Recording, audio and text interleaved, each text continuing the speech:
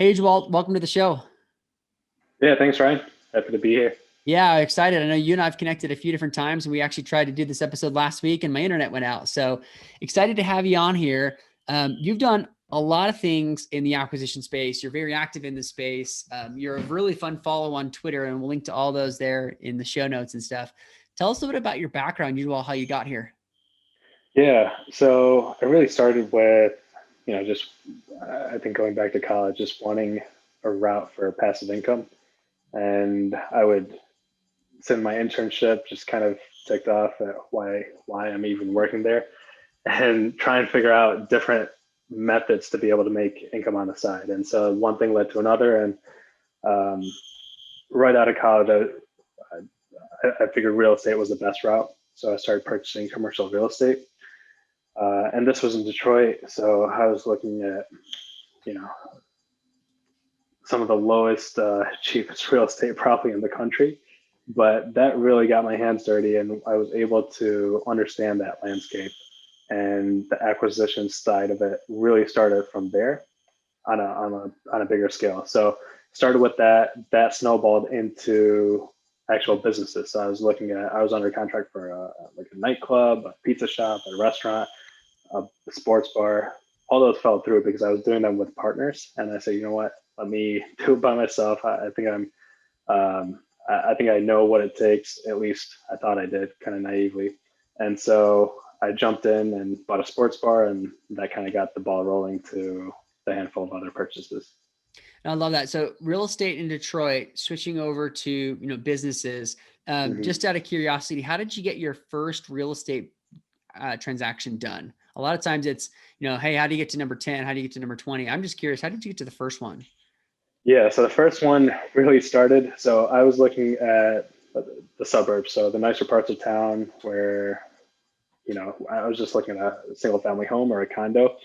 And for whatever reason, I spent a lot of time on Craigslist. I bought and sold a lot of cars just out of my personal passion. So spent a lot of time on Craigslist and stumbled across the real estate section and was looking at just real estate. Happened to find one that was 3 units. It was fully occupied, cash flowing, and it was for a fraction of the price of these other properties that I was looking at in the suburbs. So it just didn't make sense to me. One, you get it for a fraction of the price, and then two, the rental income is multiples higher. So it was just like tenfold. And so I checked it out, and it just made sense on paper. And at that point, I had seen maybe dozens of homes, dozens of condos, and financially they eked out. They barely made the mark, whereas this one it just blew it out of the water. So I said, all right, let me go ahead and do this. And the acquisition side, I thought I could finance this thing. It wasn't too much. I thought I could finance it, but no, it was commercial real estate and it was in the city of Detroit. Those are two, Banks don't want to lend absolute on no's. that. No, absolutely not. So I had to pay for it in cash. So I scraped up every penny that I had and made the purchase. And that was my first deal. I love that you found a good deal. And when you find a good deal, you went all in on it, right? A lot of times hmm people are like, oh, it didn't work out. Shucks, it was a Right. great deal. Well, no, really, like you just figured out a way to get it done.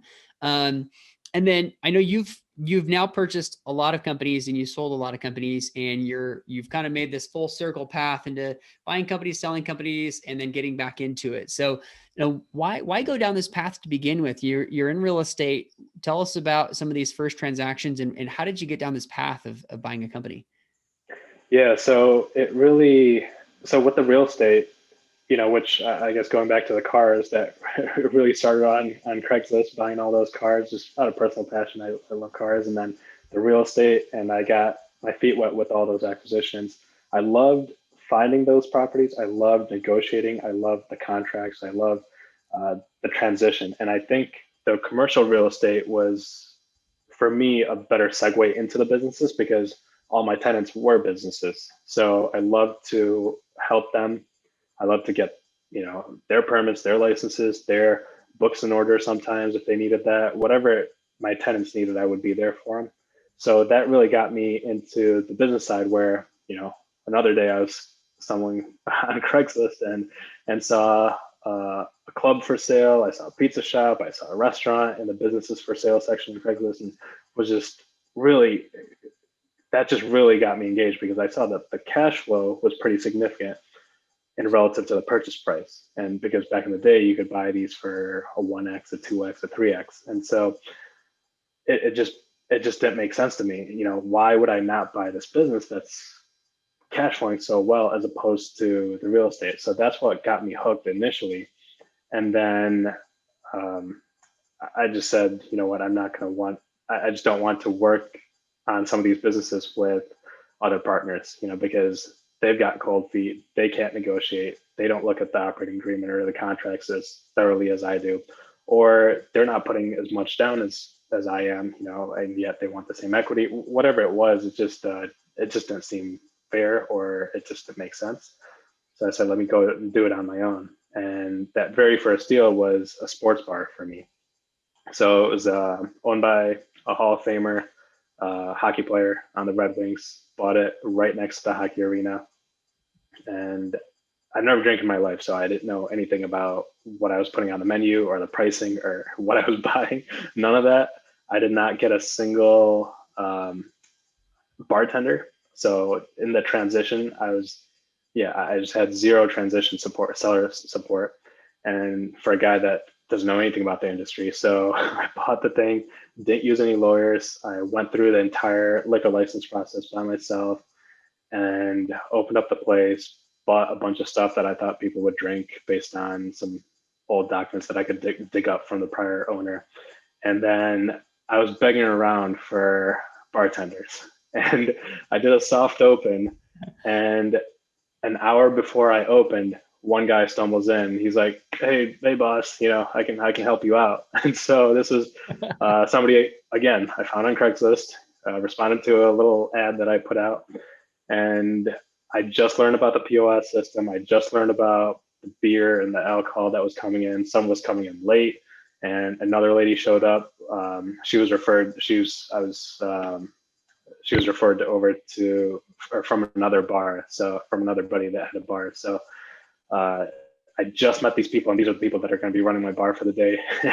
We got slammed, absolutely slammed that day. So it was the biggest night still to date since I ran the bar. On my first night was my opening night.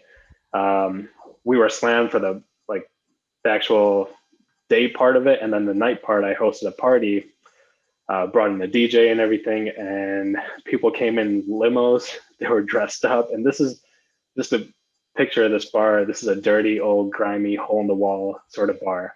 And this is not a place where you drive up in a limo or wear a suit too. So it was just, it was a heck of a first night. But so did you not get anything in the transition? You're like, no employees came through with it. Like they all just quit. Or like, that's crazy that they wouldn't want to continue on either. Right. Yeah. And I was begging those guys to come through, but they were just pretty pissed off in the way that the seller had handled it, and that they were not notified beforehand. And so they were ticked off, and they said, you know what, we're done with this thing. And so I was left there kind of stranded by myself. And that's something that I, in hindsight, should have probably negotiated, or should have asked for, or should have put down on paper, or whatever I can to mitigate that. But yeah, I didn't get anybody. I didn't have much documentation. And so it was kind of blindly going into this thing where I didn't know much about the industry whatsoever. That's hilarious. I guess that's why you didn't pay very much for it, right? Right. So you bought your sports bar. At what point were you able to separate yourself from the operations? Like, did you get a manager, or were you the manager for 3 months? Like, what did that look like? Yeah. So while I was doing all this, only up till about 3 years ago, I still had a day job. So during this entire process, I would be on the phone at work, taking calls with the liquor commission, with the broker, with the, with the different vendors or bartender or whoever it was, or even driving down to the facility because my contractor would be there and he was doing renovations. And so I would be going in, once or twice a day during business hours, like during work hours, and pretending I had a doctor's note or lunch, whatever it was. And then afterwards at 5 o'clock, I'd be going down there and taking care of the rest of the work. So it was pretty tough at the beginning, but the way I always do it is I spend 3 to 6 months on the business as much as I can to understand it, put the systems in place, and then to kind of ease off and let the folks really get in and run the show themselves. So luckily, one of the bartenders that I had hired, he showed some promise, he had some expertise, and he was the biggest thing. I could trust him. And so he really took over the main head bartender / manager responsibilities. And I had cameras in there, all my finances, the POS system was on my phone, forming an application, so I could see the visibility on any given day. And my opening night, so this was right next to our Red Wings arena, which is our NHL team. And on opening night, that entire week, I was in Mexico for work. So my biggest 3 games of the year, or pretty much opening weekend, I was not there physically. So I had, I had everything in place. I had all the notes, all the instructions. If this happens, you can do this. You can always give me a call. And so I was there pretty much all evening up till, early hours of the morning on my phone, watching the webcam and just seeing the video and how the business is doing, and my phone with the POS applications and the financials. So it took about 2 to 3 months to get to that point. And before then, I was opening, I was closing, and you're talking about closing a bar at 2 a.m., 3 a.m. at night, and you're going home, cleaning the place up, and then waking up for work the very next morning. So I did that for a few months, and then slowly was able to transition off. Listeners have got to be thinking you're crazy, right? Like he's doing the math on this. It's like you bought a bar, you'd never been in the bar industry, no employees came with it, and you had a day job the whole time. You're doing this full build out, and you're literally out of town for the biggest 3 days of the year for you with your NHL games. You're not even there, and you don't even have employees an hour before you're supposed to launch, right, and open. And somehow some guy shows up from Craigslist and says, "I'm here, boss." Right. Yeah, it sounds crazy now, but back then it just seemed normal, to me. So. Oh man, that's amazing. And so, do you still have that bar? Did you sell it? What's kind of, to wrap that story in full circle? Where's that bar now?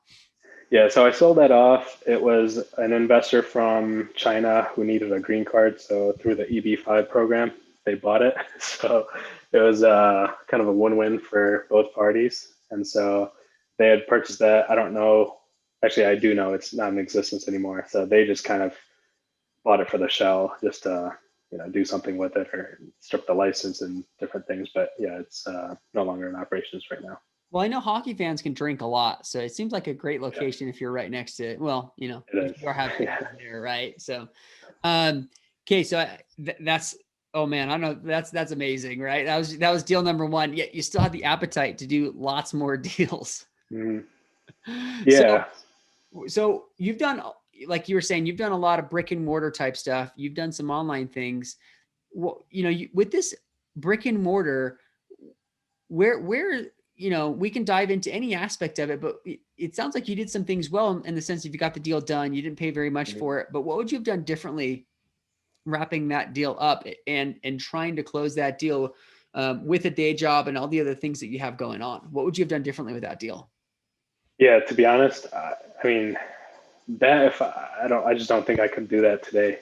I think I was just so naive and just ignorant of what I didn't know that I was able to actually get that deal done, because in hindsight, I just don't think I would do that today. But props to that guy, X number of years ago that actually did complete it. But I would for sure look at mitigating the transition efforts on my end, especially being brand new to the industry. I need that support.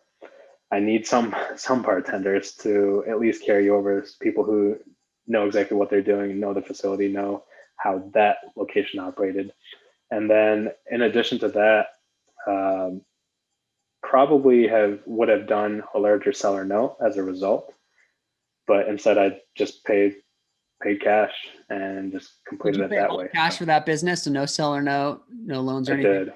Yeah, I did pay all cash, and One additional factor that I will throw in there, the lease. I did not think that would be an issue, but I got kicked out actually, and the landlord would not renew it because the property was increasing in value, and it was just, I mean, the property value just almost doubled, and he wanted all the tenants out. I was going to be one of the very last tenants.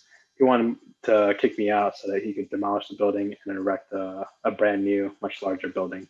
So, so that's another aspect that I just did not account for because I said, oh, I've got almost 2 years. We can always renegotiate. Of course, he's going to want me in there. And that was just kind of naive of me to think that. So did you end up having to move the location of the bar? I did not. So when I sold it, it was still with the existing lease, with the current establishment, and then the new owner, they changed the location on their own. Yeah, absolutely. I've heard that before too, where you think you've got a couple years left. Why wouldn't they want to renew? And a lease issue is pretty significant. And, if you think about a bar, so much is tied to location, right? Especially if you're next to the Red Wings facility and their arena. So what, my mind just blowing of like how many, it's just crazy that I'm sure it was super stressful, but at the time you're kind of like, maybe this is normal. I'm just going to keep running with it. You kind of just are winging it. I guess before we move on to the next deal, what did your colleagues think? Did they even know you were doing this? You had to be, what did your colleagues think? Did they know? Yeah, no, I did not tell anybody. I told one of my close buddies at work, I think a week before I actually closed on it.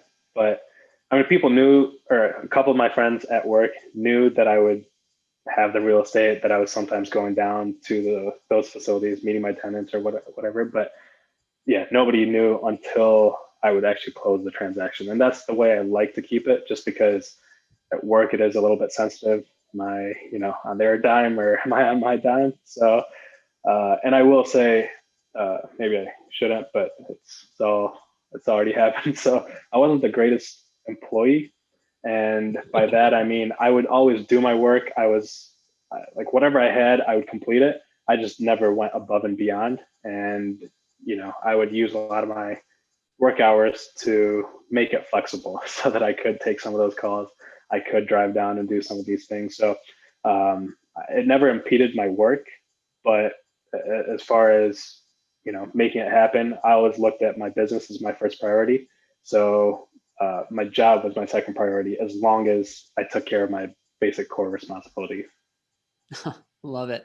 I think at the same time, I don't think most employees are going above and beyond either. So That's true. Awesome. Well, walk us through. Okay, so you do the sports bar. What's next? And I know you've acquired 5 businesses and looking for your 6th one. So walk us through some of those and what some of those look like. Yeah. So the next one that I got while I still had the bar was a gym. So I bought this gym. I love the financials. It just made sense. And this was more up my alley. I love sports. I love to work out. And this was, I used to be a personal trainer in college. So this was more up my alley as opposed to the bar, where I didn't know anything about the industry. But and I really liked it. It came with a manager, had a few employees, and it was in prime location. It was in beautiful downtown location. And so this was an excellent pickup for me, and something that I was able to sell for multiples more down the road. So that was a great pickup. And then did you structure that deal? Was that similar all cash, or did you a loan, or like this time around, you just selling up? How'd you structure that? Yeah, so it's still cash, unfortunately.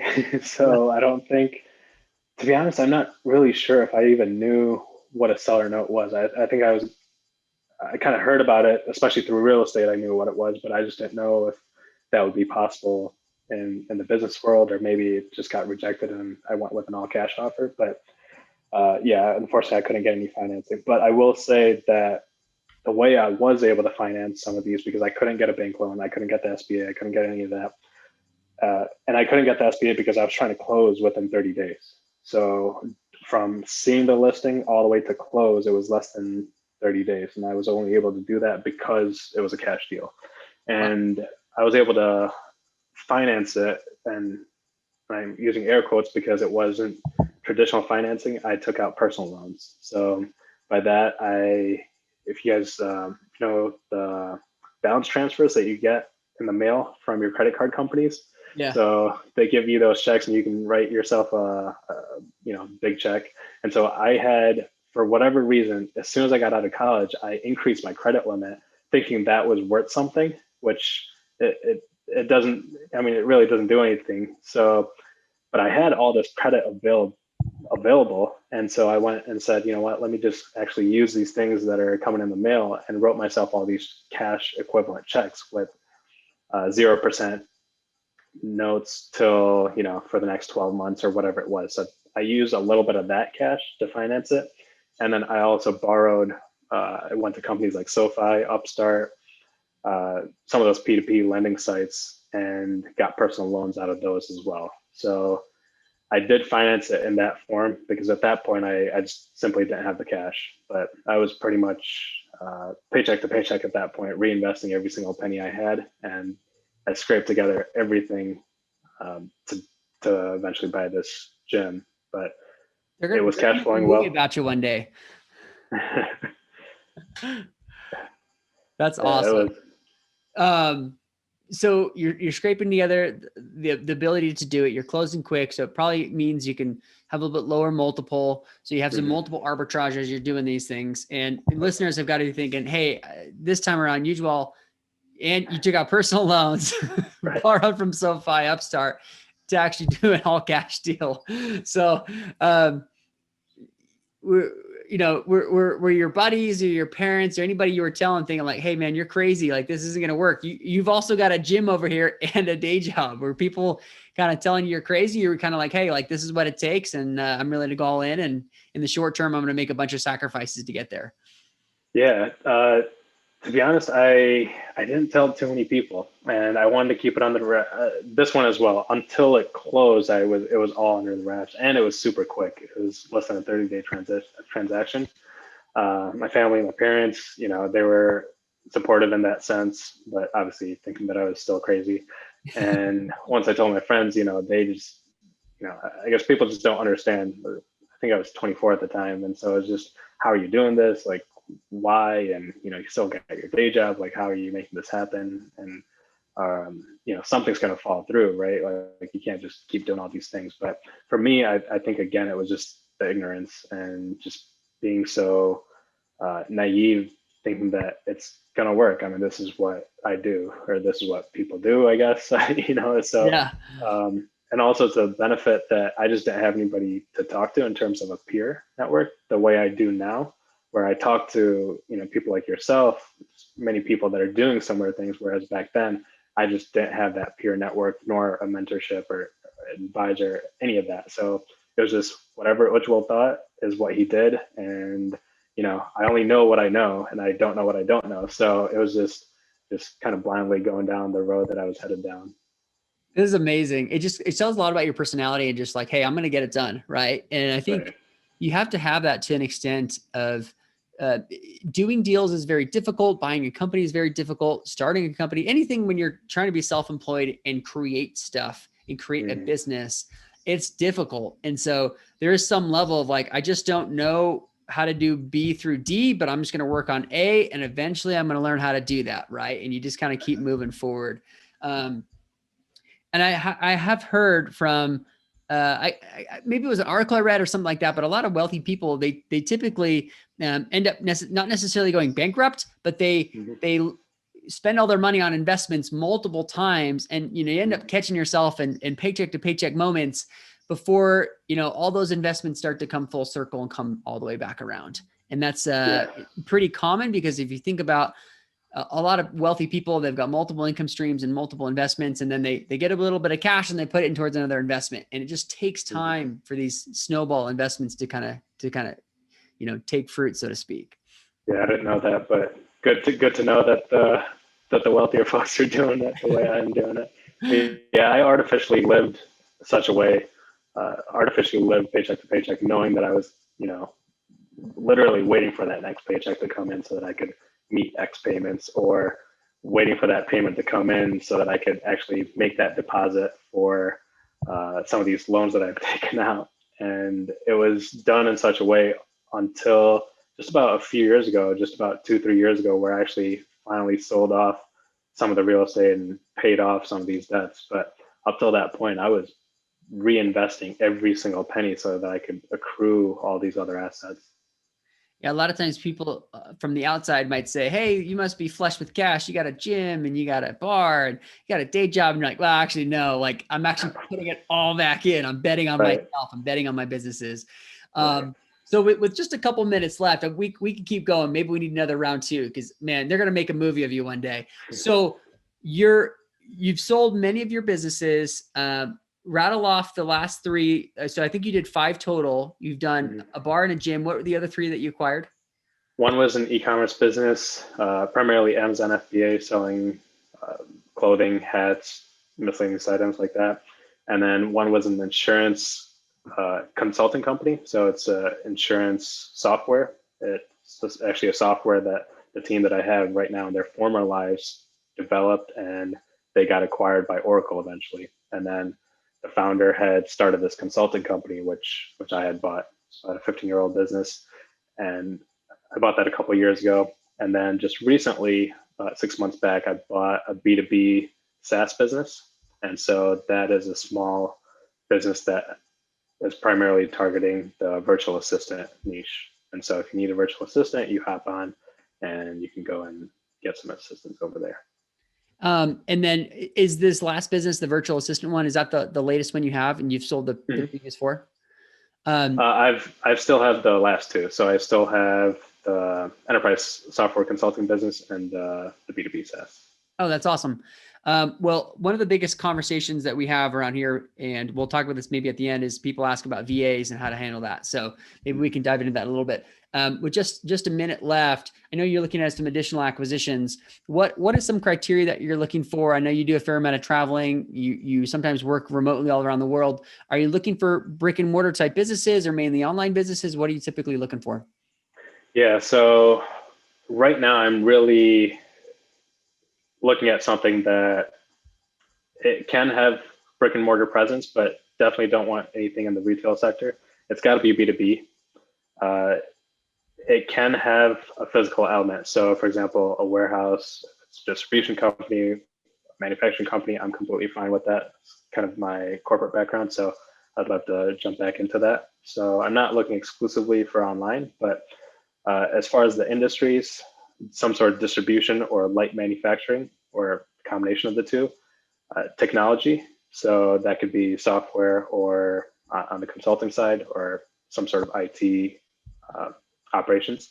And then at least with about $500,000 in cash flow. Awesome. Well, if anybody has a business that fits that need, you got to buy it right here. So with just a few minutes left, tell us a little bit about your VA company, because I know that's a very hot topic for a lot of listeners.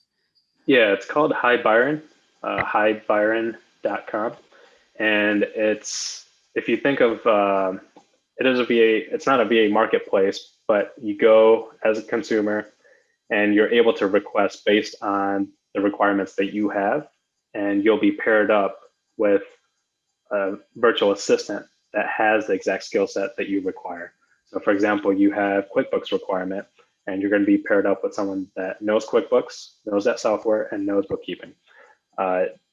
You'll be able to request Salesforce virtual assistant, and same thing, you'll be paired up with that appropriate virtual assistant instead of somebody that's a jack of all trades. And the nice thing is that these are all folks that are from our team. They're not, we're not plucking them off the street as soon as you request it. No, these are folks that are on our team. They're US college educated, based in the US, and they've been working with us. And so they are subject matter tested for the specific softwares that you're going to be requesting. And so it's a one-sided marketplace that you'll be able to request. Our goal is to try and get you an assistant within an hour and a half. And so for the short-term tasks, and then for longer term projects, it'll take a little bit longer, but typically within the same day, we'll be able to get someone on your project. That's incredibly fast. Like that's really amazing. That's awesome.